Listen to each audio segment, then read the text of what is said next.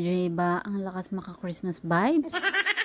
Umorder nga ako nito sa Orange app, yung fairy light with battery at nitong artificial hanging plants. Maganda rin kasi itong gawing Christmas decor. Kung halimbawang tinatamad kang magtayo ng Christmas tree, pwede rin ganito. Ang gawin mo, lagyan mo lang ng Christmas light or kaya naman katulad ng ginawa ko, nilagyan ko ng fairy lights. Mura ko nga lang tong nabili sa Orange app. Kaya naman kung gusto mo, ilalagay ko na lang yung link sa comment o kaya naman check my bio.